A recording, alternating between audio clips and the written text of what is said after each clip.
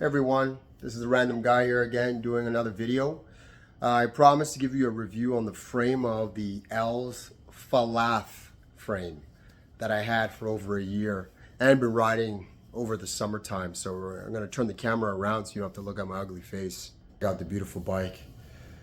Okay, so I had three choices: Windspace, Elvis, and OG Evkin.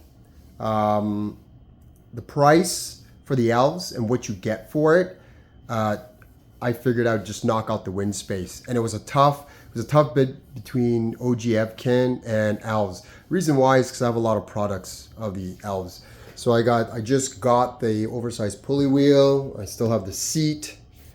Got a computer holder, plus my old bike. I have the handlebars, have the neck, right? So, and I've seen their quality. So, quick synopsis of this frame. And I'm sorry, the Evkin frame was 1,000 Torre, and it was cheaper. It was like the frame was $700. This frame here was about 1,200. So, anyways, what won me over with the Elves is the fact that I was able to customize the color and put some decals on it. Right here, by the Canadian maple leaf, my name plus the colors. Right. So this is a gloss wasabi green. This is brown lichet green, which is like a brown copper. Excuse me, with forest green. And then you have options like this, like the decals, the certification, the decals of information, and the rider weight, and the one-piece molding and all that good stuff, and painting design. And then underneath the frame, you have all this. So you have three colors. You have black, white, and brushed metal. I chose black just because the bike has mostly black. This frame is made with 800 to 1,000 Torres, so it's a mixture. The more Torres you have, is the stiffer the carbon is, and this frame is very stiff. My brother Daryl, who's from Toronto, came up and he tried my bike, and he was amazed on how stiff it was. Excuse me, it's coming off of COVID, I think. Like this GT Series 2. Very beautiful bike. I really like it. There was a little delaminating, so now it's a training bike. When you ride it, there was a bit of sponginess. Daryl has S-Works, the old version. And when I tried his in comparison to mine, after riding mine for a bit, his is a bit spongy. This thing, you put the watts in. The watts go straight to the tires. There's no wasted watts here. Very good bike, very stiff. I get a lot of looks on this. A lot of looks. People are always looking at me wondering what the hell that is, right? And I see nothing wrong with Chinese bikes. Nothing at all. With this frame though, if you do buy this, I suggest you go to elvsbikes.com and you take a look at it. What happened is, I made the purchase. Somebody got in contact with me, gave me a bunch of designs to choose from. We went back and forth. Then when you are kind of sure what you wanted, they would send me back a copy of just the frame on the color and the design.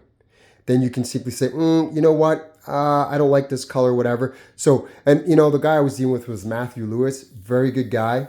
He was very patient with me because I wasn't too sure on the color and what I wanted to do until I said, you know what, just do this, I'm done. And you know what, this is the result.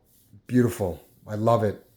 Also too, I want you to be aware of with this with the actual Orome unibar. Okay, when you look at the regular bikes, do you see how the hoods pop up so high? Okay. When Serge was building my bike, now Serge works for Ken, who owns Cycle Power, and I know Ken for over 30 years. So he hires the best people to do the stuff.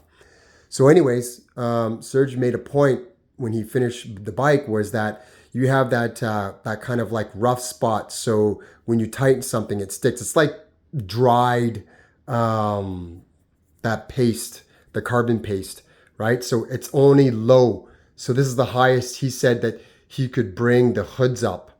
Now you might look at it and you'd be like, that might be a little bit too low. And I was okay with it. I read it and I loved it. I truly love it. I like it low like that. And you know what's fun? What's kind of cool? The bike looks slick when you just have it on the ground. It's just, it's just nice and just smooth, and you don't have these little ears popping up on the handlebars. Now, I don't know. That might be weird, but to me, I think it looks cool. But besides that, it's a good, comfortable ride. I'm happy with this purchase. If, God forbid, if the bike ever got stolen or if it got damaged, I would go to Elvis and buy this bike again. The only difference is I would go for the disc, I think. Yeah, I definitely would go for the discs. Not to say that I don't like rim brake. I don't have a problem with rim brake, but in the future, when I change my wheels, I think that I'd probably I would go with a different brand. I'd go with Super Team, but I would go with their newest wheels, and just to have that, the beautiful pattern like this, and then it just stops right here, kind of. I don't know. Anyways, but for the bike, I love it. Serge, who was aware of elves, he thinks it's a beauty, and he really likes it. So I think if you made that purchase, I don't think you would regret it. I don't regret it. This is the type of bike that I want to be on instead of just having it down here just to look at. And I really, really enjoyed the ride. Now, I bought some new parts for it and stuff like that for next summer. One of them is that little bad boy right there. We'll talk about that maybe some other time. I don't have too much information on it, but the way it feels and how I installed it. So anyways, that's pretty much all I have. If you have any comments, just throw them down and I'll try my best to get to you as soon as I can and answer your questions. Anyways, until then, have a good one.